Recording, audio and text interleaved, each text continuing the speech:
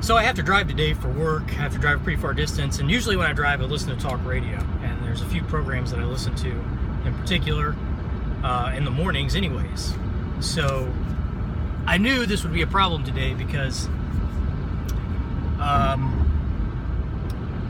what happened at the theater in Orlando and all the gun controls, all the screeching about gun control that's going to happen because of the shooting at the theater in Orlando. So as I'm driving along, I'm breaking in and out of these, and I'm having to listen to podcasts as I drive. I can't listen to the normal shows I usually talk to because every one of the hosts is just a string of idiocy about guns and gun laws and gun control. And I don't listen to like political talk radio shows. I listen to like just regular talk radio, like Opie and Jimmy in the morning, and Opie and Jimmy are on Sirius XM, and Bennington on Sirius XM as well.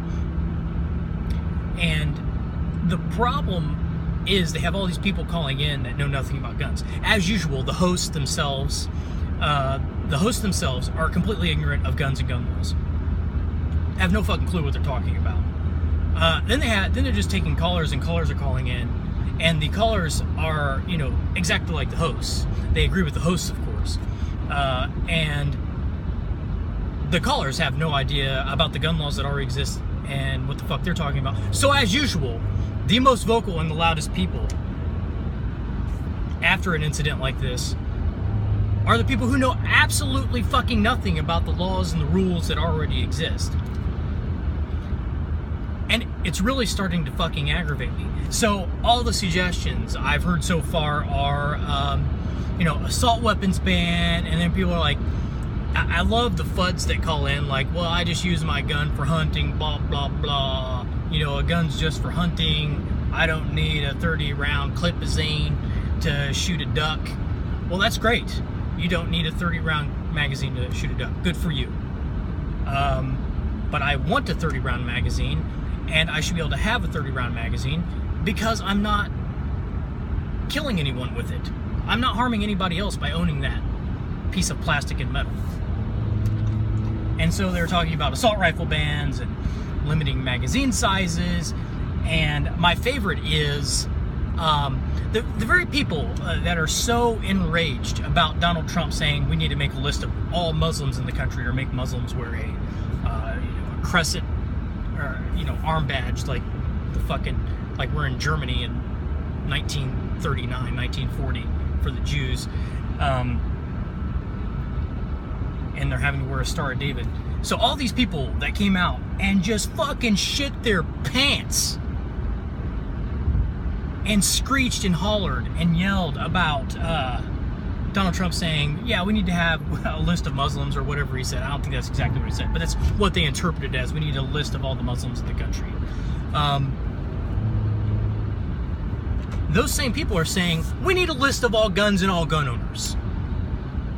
So you're saying we can't make a list of all Muslims, people perpetrating, you know, these high kill terrorist incidents around the world and now in the United States.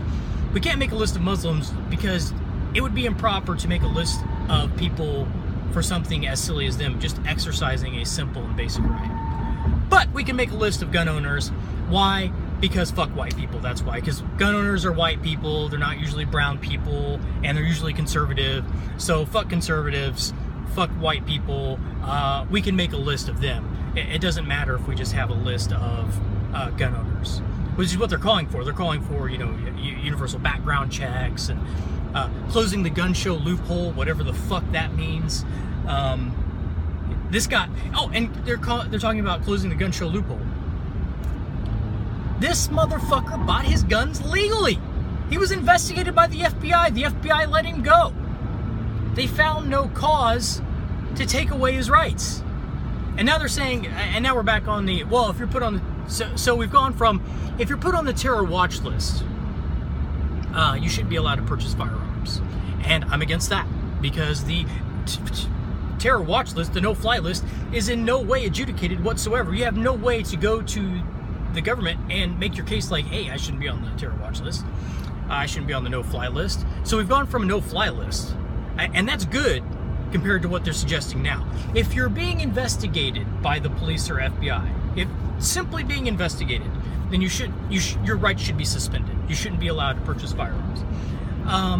Yeah, that's great. That's exactly what the fucking government wants. They want... So let's just put an investigation on everyone in the United States. Let's just say we're investigating everyone in the United States. Then we can prevent everyone in the United States from purchasing firearms.